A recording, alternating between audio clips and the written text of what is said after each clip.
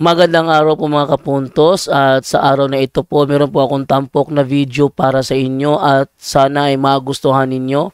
Kaya sa mga bago pa po sa aming channel, please po don't forget to hit the subscribe button at ang notification bell para maging notified kayo sa bawat video na ilalabas ko sa channel na ito. At bilang kahilingan po ng punto por punto team at naway maintindihan po ninyo, sana po wag nyo pong i-skip yung mga ads sa aming mga video. Sa maliit na bagay na po na yan, malaking tulong po yan sa ating programa at sa ating ministry. Sana po maunawaan po ninyo. Maraming salamat po, kaya wag na po natin patagalin. Simulan na po natin.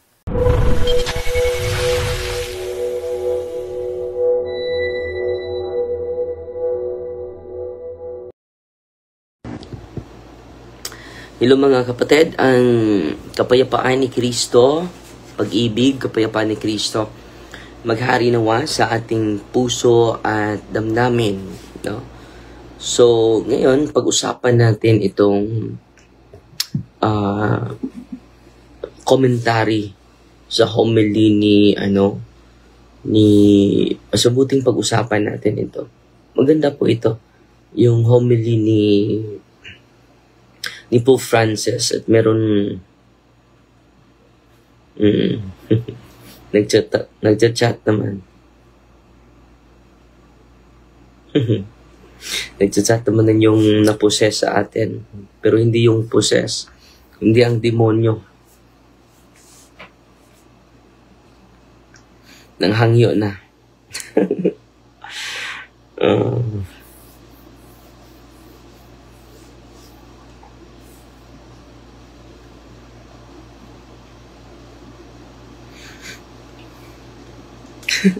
Ano ang tuyo na to mga igsoon. Bisaya man eh. Hinangyuan ra ni namo nimo. Plural. Yapil pa ang akong live. So ito talaga yung buhay ng exorcist at yung pinaprocess natin. Matagal na po ito. Ito isa sa mga matagal nating pasyente. For 3 years. Pero yung isa ay bago lang na-liberate. Ito na yung hindi na-liberate. So, nag-ask yan ng favor sa atin. Kay baw may pare ka. Kay baw may unsa ka tambok sa imong utok.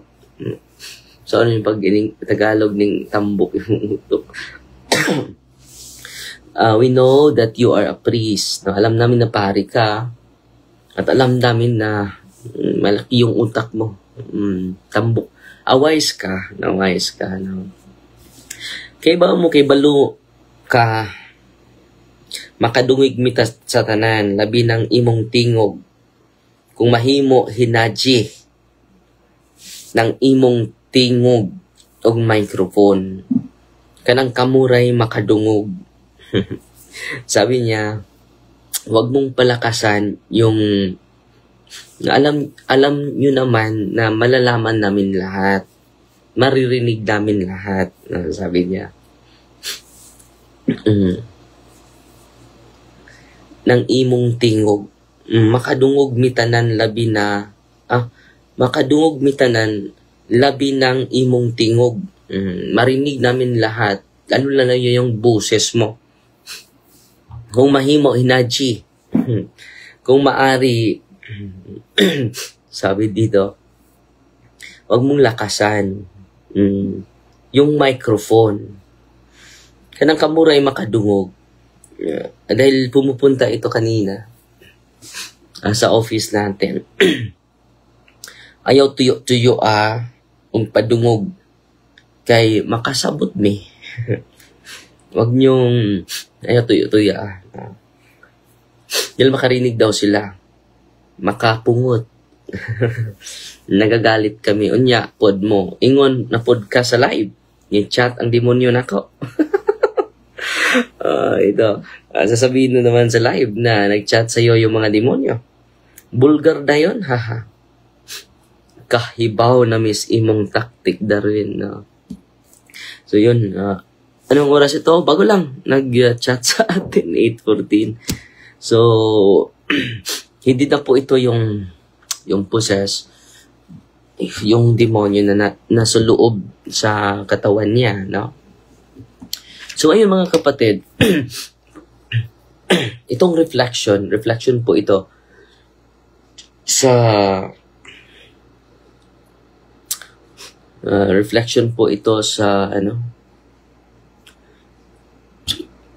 excuse me na.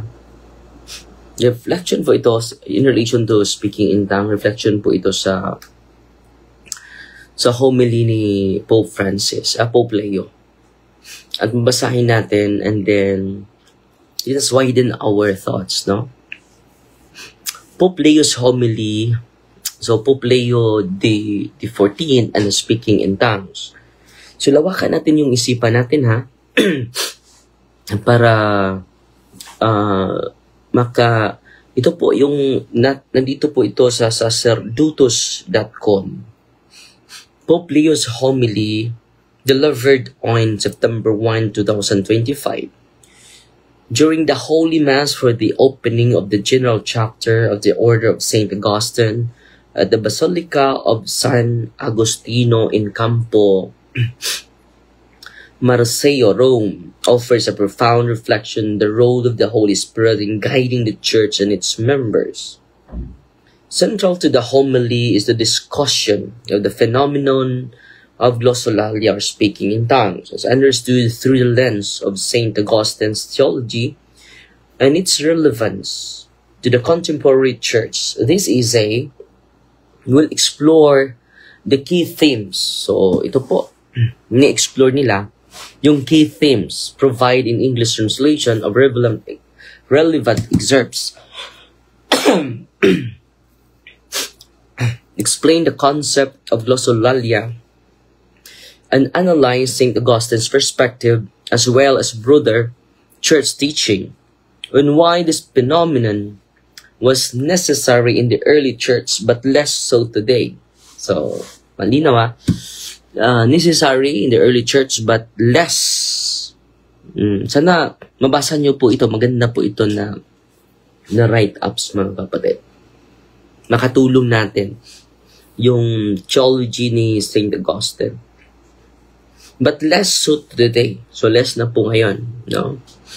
So wag natin ng pagbigyan ng mataas na pansin because it is less. So today, the discussion will draw on the homily, St. Augustine's writings, and authoritative church sources to provide a comprehensive understanding. So ito po, maganda po ito dahil it is a comprehensive understanding. Pope Leo's homily context and themes. The homily was delivered at a significant moment for the Augustinian order, making the start of their general chapter, a time of discernment and renewal. So ito po, a time of discernment and renewal. Maganda po ito, no? Kindly search po Pope Leo the 14 and the speaking in tongue. Ito po ay commentary po in relation to the homily of Pope Leo. Frames the Eucharist as a moment of grace, invoking the Holy Spirit to guide the Augustinians' deliberations. Emphasizes three key virtues: listening, humility, and unity. Ito po yung pinaka-importante, mga kapatid. Listening, humility, and unity as essential for the work ahead, drawing heavily on St. Augustine's reflection on Pentecost, the gift of the Holy Spirit. The homily integrates scriptural references, particularly Acts chapter 2, verses 1 to 11, which describes the descent of the Holy Spirit at Pentecost and connects this to the Augustinian charism of communal discernment. So, communal discernment, mga kapatid. Natay sipon o ubuhong ng isuon.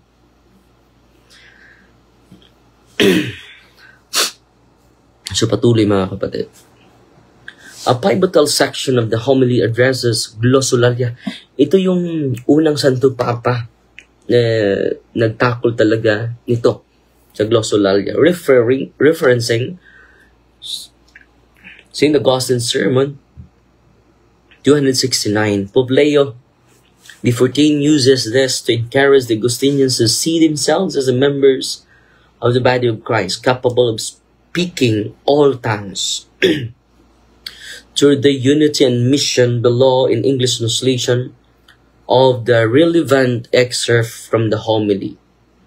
Meditating on Pentecost, our Father St. Augustine responding to the provocative question of those who asked why today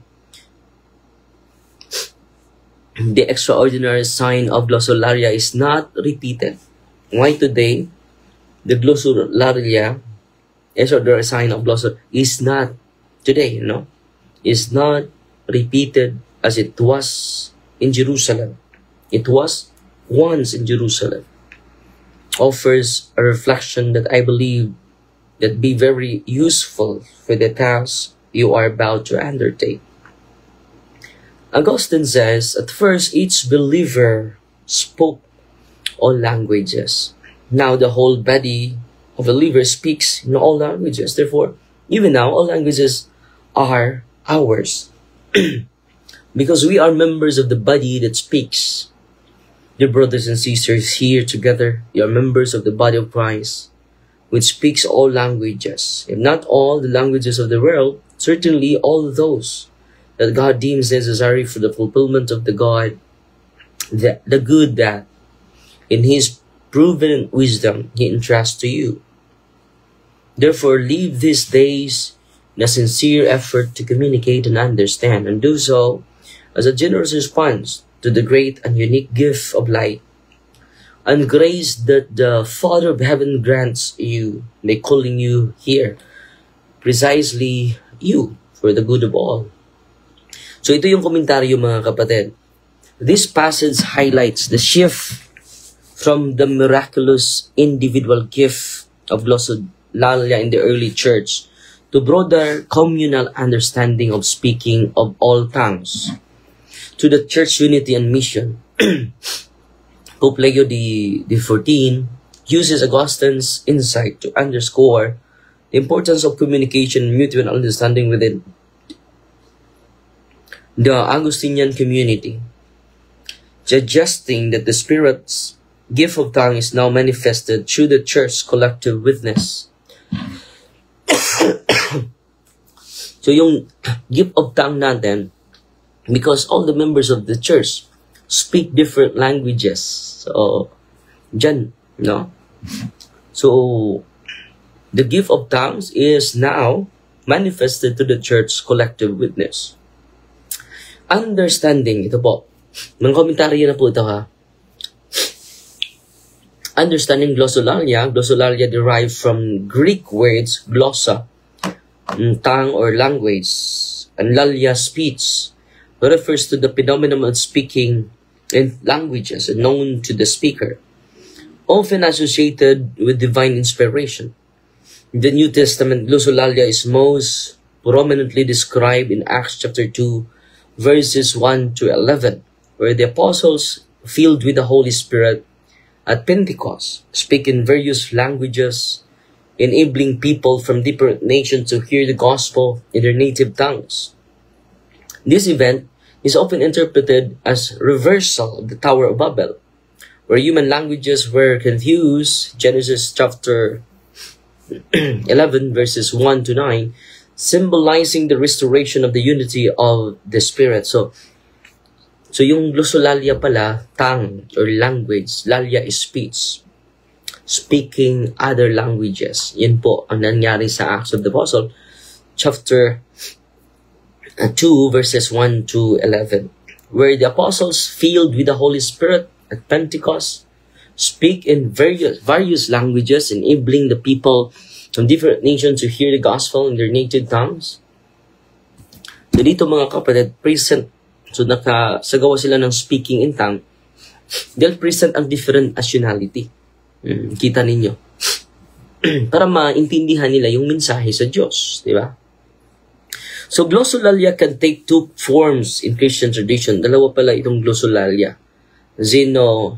Xenoglossia, speaking in recognizable human languages without prior knowledge, seen at Pentecost. So, makasalita sila ng ibang lingwahe kahit hindi sila nag-aaral. Yun ang nangyari sa Pentecost. Yun po ang xenoglossia. Pero isa ito sa glossolalia, na speaking in tongue. Pangalawa, ecstatic speech, uttering unintelligible sounds or words often associated with prayer and worship. As described in 1 Corinthians chapter 12 and chapter 14, where St. Paul discusses the gift of tongues in the context of spiritual gift. In the early church, glossolalia served as a sign of the Holy Spirit's presence and power. So yung speaking in tongue, mga kapatid, in the early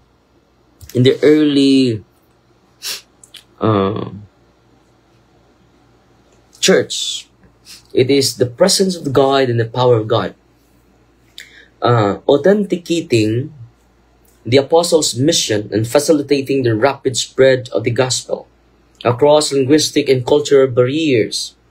It was a visible manifestation of God's action, demonstrating the universality of church message. So, nagsalita sila ng ibang lingwahe. Meaning, it is a universal, yun po ang simbahan, demonstrating the universality of the church. Hindi lang po ito exclusive sa Jerusalem. Hindi lang po ito exclusive sa mga Hudyo. Yun po ang mensahe nito. In Sermon 269, Augustine states, in the beginning, each member spoke all languages. In the beginning, each believer spoke every languages. Now, the whole body of believers speaks in all languages. So, ang buong simbahan na nagsasalita ng lingwahe sa lahat ng mga salita. Therefore, even now, all languages are ours, because we are members of the body that speaks. So dito, sabi nila, Augustine's reasoning is rooted in his ecclesiology, which views the church as the body of Christ, encompassing all believers at Pentecost. Glossolalia was a visible sign that the gospel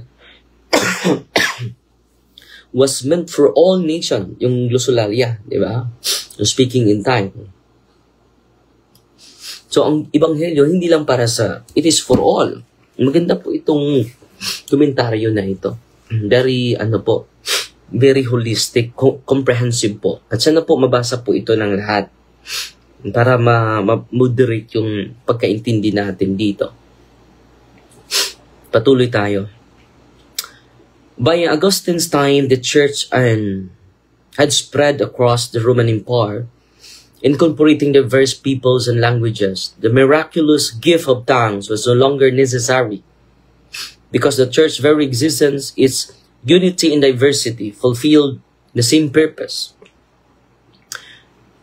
The speaking of all tongues now occurs through the collective witness of the faithful, who, as the members of Christ's body, proclaim the gospel in every language and culture.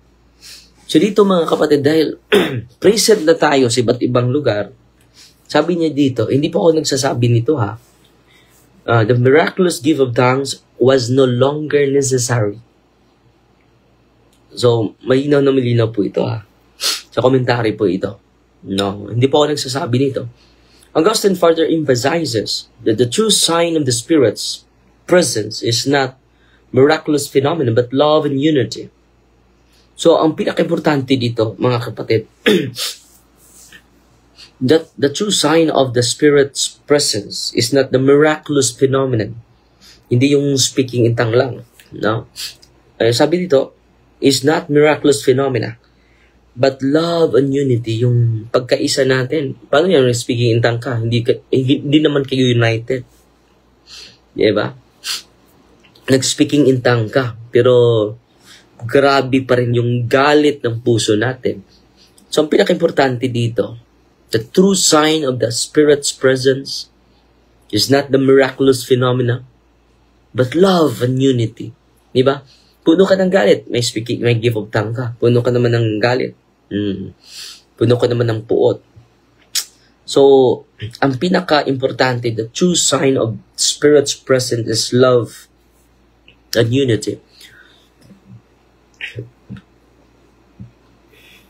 As then the different languages that one person could speak were the sign of the presence of the Holy Spirit. So now, it is the love for unity.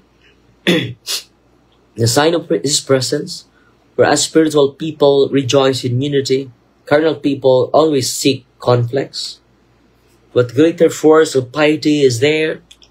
Is the love for unity. You will have the Holy Spirit when you consent that your heart adheres to unity through sincere charity. For example, may give of thanks ka, pero grabe yung galit mo sa tao. Hindi yun pinaka-importante po.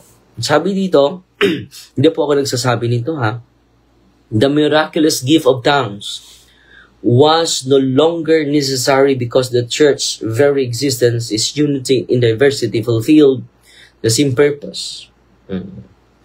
For St. Augustine, the Spirit's work is most evident in the church unity. So, importante sa gawa ng Espiritu Santo is most evident the unity, yung pagkakaisa natin sa simbahan, which transcends cultural and linguistic differences. Kahit iba-iba yung kultura natin at lingwahe.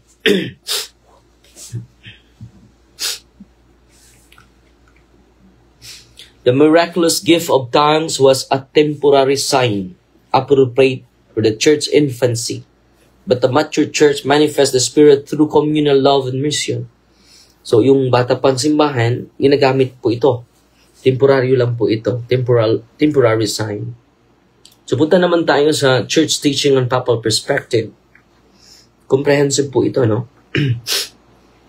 The Catholic Church understanding of glossolalia aligns closely with Augustine's view, emphasizing its historical role and its transformation into church universal mission. The Catechism of the Catholic Church does not explicitly address glossolalia but discusses the gifts of the Holy Spirit, including like speaking in tongues as graces given for the building up of the church. CCC 799 and 801. The Catechism underscores that these gifts are subordinate to charity, echoing Augustine's emphasis on love as the ultimate sign of the Spirit.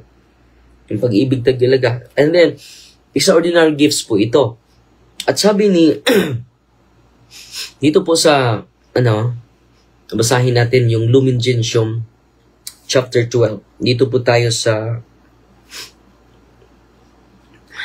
official teaching ng simbahan. So, yung ating prinsipyo, i-align natin sa dogmatic statement po ito ng simbahan. Yung extraordinary gifts, hindi natin i-desire, hindi natin hingin.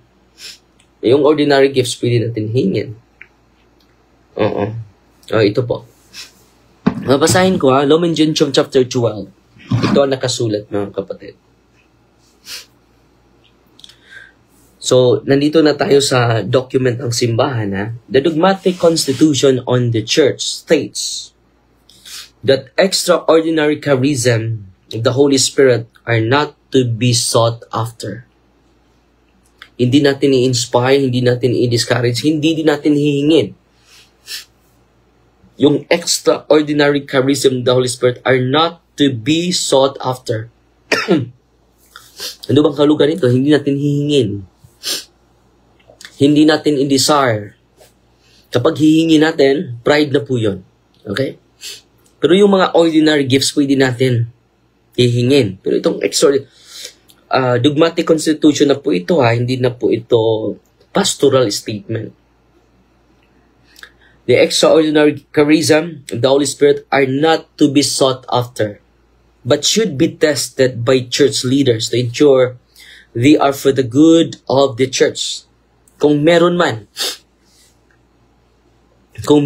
kapatid, kung meron man mga kapatid na nakatanggap nito, should be tested by church leaders. So kaya nga, may ministry of exorcism. Sa mga may gift of tongue, it is an act of humility mga kapatid, na i-renounce natin yan. Nandito po yan sa, ito po, aklat exorcism rite. namanghanga ako na nandito pala. Kung totoo na gusto natin, matested natin yung gift na natanggap natin during sa inyong pagtitipon, importante po ito na i-renounce muna yung tinatawag mo na gift. Nandito po yan. Dapat i-renounce. Yung pag-renounce mo ay pag-submit mo sa authority ng simbahan. Dahil meron tayong exorcist dito sa malaking tulong kami. So hindi po tayo kalaban, no? Makatulong po tayo. Dito po, I renounce any counterfeit charism I may have received from false anointings. No? I renounce the counterfeit charism of, i-mention dito, mini-mention po dito, di ba? Ipa-renounce talaga, no? Speaking in tongues, visions, prophecy, healing, whatever. I renounce all my desires to possess, yung desire mo na makatanggap sa extraordinary gift. Ipa-renounce din. Ganito po. Hindi po ako gumawa nito. No? Galing po ito sa ritual sa exorcism. I renounce all my desires to possess extraordinary gifts so that others will admire me. Nandito po. Hindi po ito akin-akin lang. At punta naman tayo sa Lumen Gentium. I-connect natin ito sa Lumen Gentium. Lumen Gentium, document po ito ng simbahan. The dogmatic constitution on the church states, that extraordinary charism of the Holy Spirit are not to be sought after, but should be tested by church leaders to ensure that they are for the good of the church. Kung meron talagang extraordinary gift, it is for the good of the church. Hindi yan po para sa sarili mo lang. So, dahil nandito sa ritual ng exorcism, dapat yung mga gifts, na may natanggap na gifts, i-renounce muna. Para ma-attest natin kung galing ba sa Panginoon. Kung hindi ka mag-react sa prayer ng simbahan, well, nag-renounce ka nito. Possible. No? So, yung gift mo ay galing sa Panginoon. The Spirit gives gifts to everyone per prophet. So, tayo talaga maka-enjoy. Making them ready for tasks that build up the church. That these gifts, whether outstanding or simple, should be received with thanks. But extraordinary ones require discernment from those appointed to lead. So, makatulong na po mga exorcist dito. So, marami po ditong pumupunta na may gifts of tongue, may gift of healing. Pero alam mo nyo, dito pag-pray natin, nag-react. Ang dami palang demonyo sa katawan. So, hindi automatic ha. So, ang simbahan natin, especially the Diocese of Tagbilaran, meron na tayong exorcist. Sa lahat ng mga may gift of tongue, punta kayo dito. And then, mag-inform kayo na may gift of tongue kayo, may gift of vision kayo, may gift of healing. Lalo yung mga Katoliko. I-renounce nyo. Kung hindi kayo mag-react, well and good. Ang gift of speaking in tongue ninyo ay para yan sa simbahan. Okay? Patuloy tayo. Pero, ito yung gusto kong malaman ninyo dahil ano yung intention sa nito. Dahil kailangan natin elaborate ito mga kapatid. Without biases, no? Without biases. Para po ito sa protection ng mga religious organization at para po sa unity and love within the church, within the Catholic Church. So, patuloy na itong babasahin, mga kapatid. Sana tayo. So, nandito na tayo sa Church Teaching and Papal Perspective. So, yun, dinagdag ko yan, yung Lumen Gentium paragraph 12. Dahil wala yan dito eh. Wala yan dito. Pope Paul VI, in his encyclical Dominum et Vivificantim, reflects the Holy Spirit's role at Pentecost, noting that the gift of tongues symbolizes the church's mission to proclaim the gospel to all nations. He writes, the miraculous of tongues in the day of Pentecost described in the Acts of the Apostles is a sign of the gift of the Holy Spirit, who enables the church to speak to all peoples in their own tongues. Okay. Pope Paul suggests that the Spirit's, ito po yung action, continues to the church preaching and sacramental life, not necessary through miraculous signs like glossolalia. This perspective reinforced Augustine's view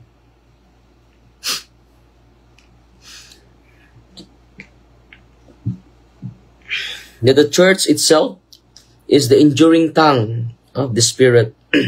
Yung tongue is the preaching of the church.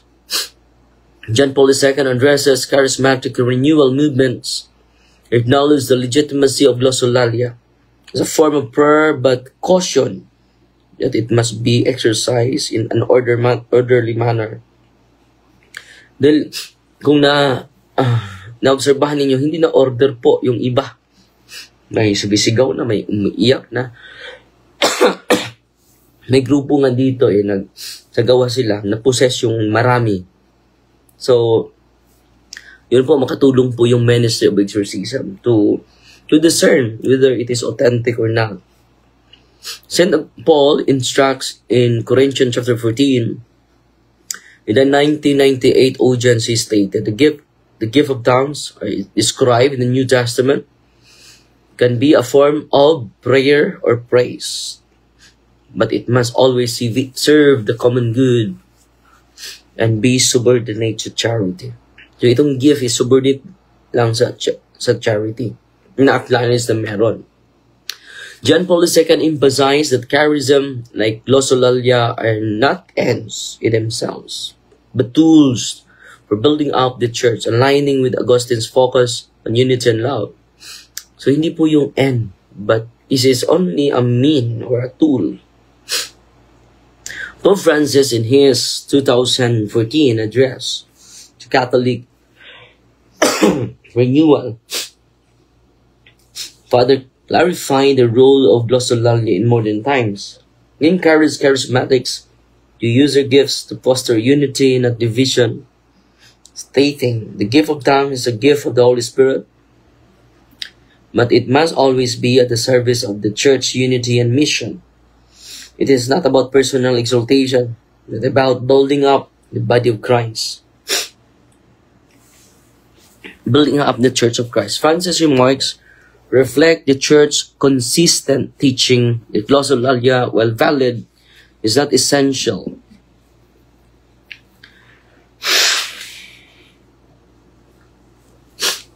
To the church mission today, the universal spread of the gospel has been achieved through the church's institutional presence and missionary activity.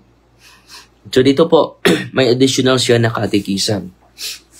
Sa sacerdotus.com, why glossolalia was needed in the early church.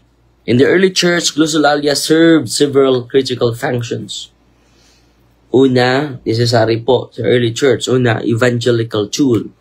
The miracle of Pentecost enabled the apostles to communicate the gospel to diverse peoples, overcoming linguistic barriers. This was essential in the church infancy when it needed to establish its universal mission in a multilingual world. So una, importante talaga sa early church, evangelistic tool. Pangalawa, sign of divine authentication, yung speaking in tongue. No? Glossolalia was a visible sign of the Holy Spirit's presence, confirming the apostles' authority and the truth of their message. In a time when Christianity was a new and often persecuted movement, such signs bolstered the faith. Boosted the faith of believers and attracted converts.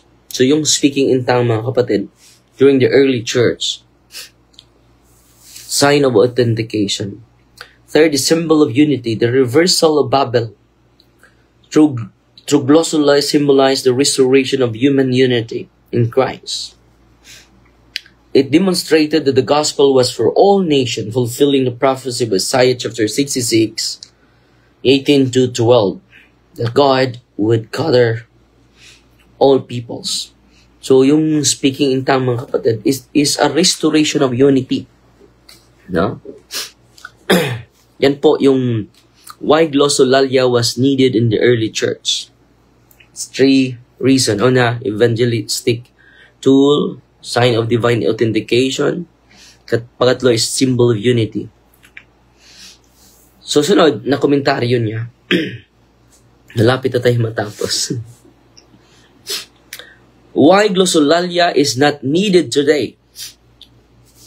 Bakit hindi na kailangan yung glossolalia ngayon? Augustine, according to St. Augustine and subsequent church teaching, glossolalia is less necessary today for several reasons. Una, the church universal presence by the 4th century, the church has spread across the known world, incorporating diverse languages and cultures.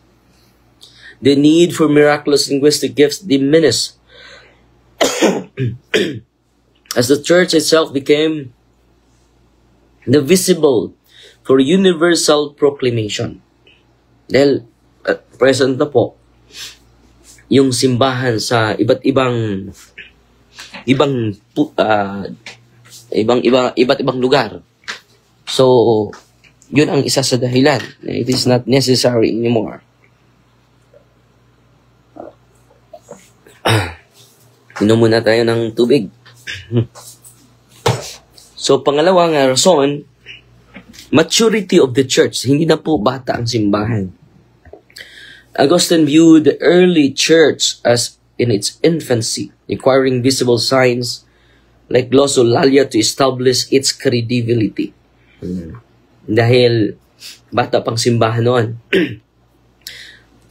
The mature church, however, relies on the sacraments. So, ito po yung ina-highlight ko, di ba? So, yung highlight ko ay very, target dito. Dahil mature na ang simbahan, the mature church, however, relies on the sacraments, preaching, and witness of charity to manifest the Spirit's presence. So, makita na to din here. The mature ng simbahan. So, less necessary na siya. No, less necessary na siya. Pangatlo, primacy of charity. Both Augustine and modern popes emphasize that love and unity are the true signs of the Spirit.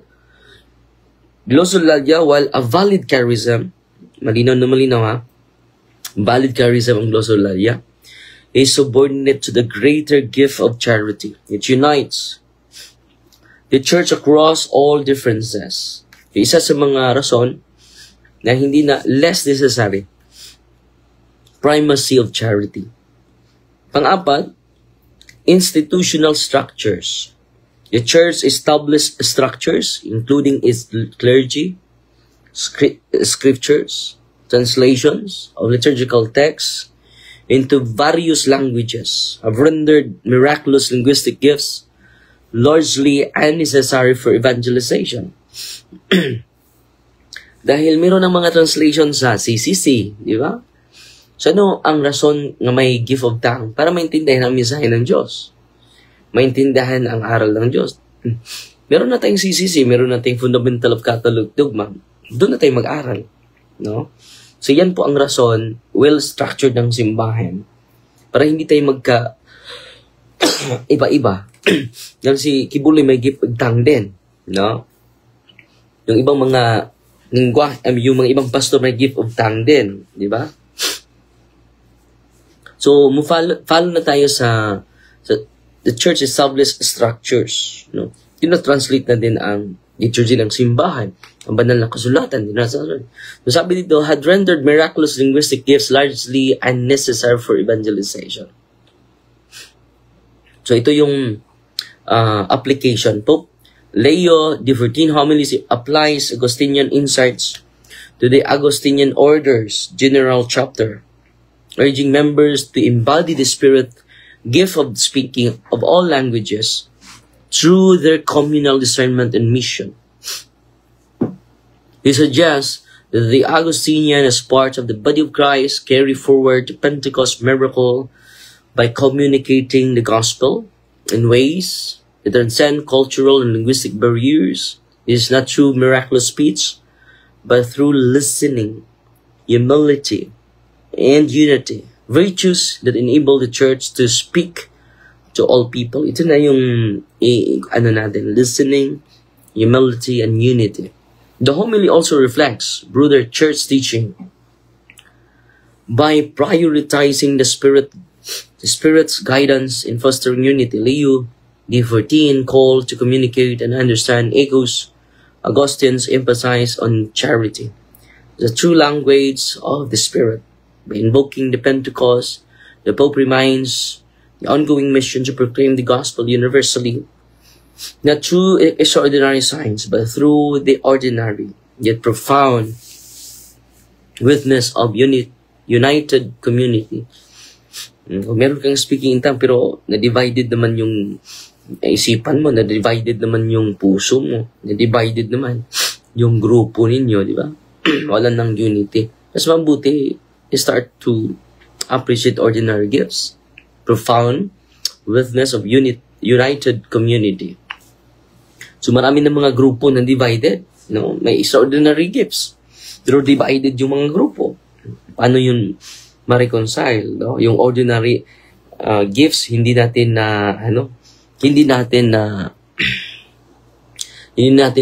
nasa buhay.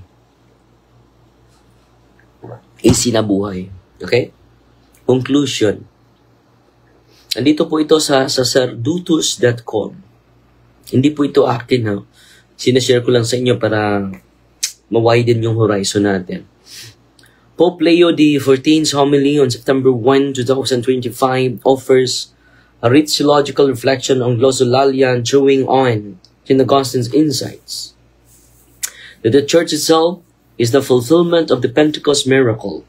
So, ang simbahan na yung fulfillment, no? Glossolalia was a vital sign of the early church, enabling evangelization, symbolizing unity. But its necessity has diminished as the church has grown into universal institution. So, the diminished siya less importance. Hindi siya yung center, no? Kung yun na yung center sa buhay mo, delikado po.